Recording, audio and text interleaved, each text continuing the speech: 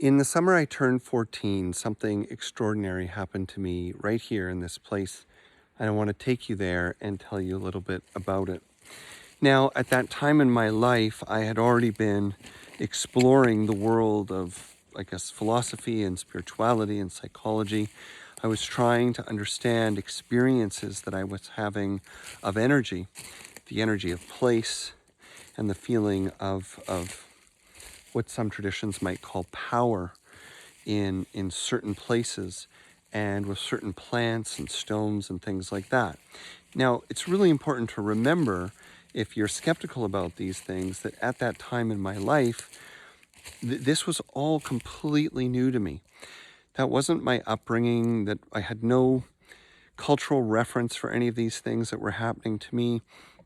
And when I say I was studying them, I mean I was beginning to look for books and people that might be able to answer some of my questions. But most of this search was very solitary and confusing in some ways, because in terms of my inner experience, it was absolutely undeniable.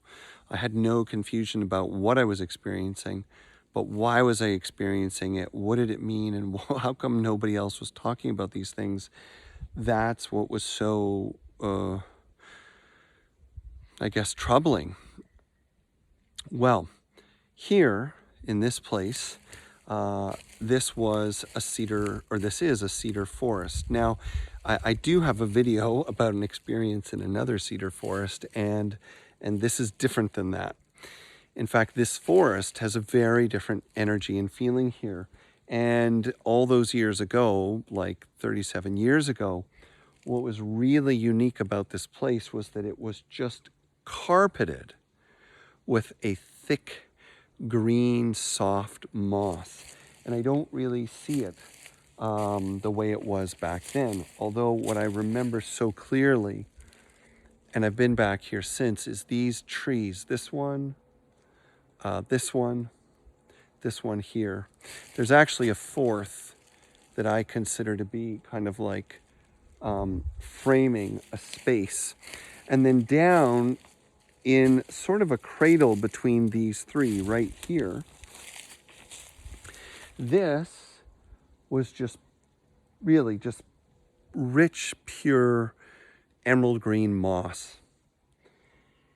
And so I found myself attracted to this place. And at that time in my life and at that time in history, people weren't quite so worried about the safety of children. And so I was out exploring these islands alone. There's no people that live on this island, although I was always following the paths of bears and deers. And without social media, I didn't have a world to fear, right? This was my home. And the energy of nature felt safe and nurturing. It didn't feel scary and dangerous as we often see it portrayed today. Well, when I came upon this place, I was so attracted to it. And I laid down right here. I remember laying right here. And it was a warm summer day, but it was cloudy, I think a little bit rainy. And I remember laying down and just smelling the richness of the earth around me, smelling the cedar and the forest around me. And I closed my eyes. I thought maybe I would have a nap. At that time in my life, I used to love to find places of power, places of energy, and then nap in those places, because it felt like the places were somehow healing me or charging me or transmitting something to me. Well, when I laid down in this place and I began to connect with this essence and energy through my senses, something began to change that I had never experienced before, although I certainly have since. It felt, and I can only say this was as real as anything else I'd ever known. And again, I'm a kid, right? So this is like 13 turning 14. There's no drugs involved. I haven't read any Carlos Castaneda books. There was no TikTok, right? So this was purely surprising, okay? Purely surprising, that as I closed my eyes and smelled the earth right, and surrendered myself to the energy of the place, I could feel the earth breathing into me.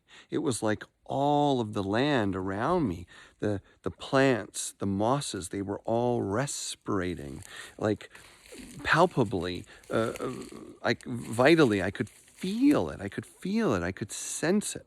And I could feel the way that energy was coming into my body directly, that it was more than just the respiration of chemicals, of oxygen, that it was like a life force, an actual life force emanating from everything all around me, and more than anything, this bed of glowing green moss. And as I absorbed that and received that and felt that, it was as though the boundaries between my body and the moss were dissolving, as though I was becoming moss and earth, and the moss and earth were entering my body. And at some point, and I can't tell you if it was 3 minutes, 5 minutes, 50 minutes, it was as though I had quite literally become integrated into the ground, into the soil, into the moss. My eyes were closed, and there was no sense of body left. There was no sense of difference left. But it wasn't an experience of oneness with life and creation, not in the pure unitive sense. No, instead it was becoming the forest. It was becoming the land, and the land becoming me. And in that energy, in that moment, it was just nothing but the transmission and movement of energy, mine into the earth and the earth into me. And I reveled in it. And I knew it was safe, and I knew it was good, and I knew it was good for me. And I think what it taught me is that not only is the energy of the natural world, and I mean not just the chemicals and the psychology, I mean the subtle energy. Not only is the subtle energy of the natural world healing and restorative for us, but that we are built like nature, energy beings on this earth. In part, we are energy, and in part, we are matter. And if we could only open our minds and our hearts, we would experience it fully every day.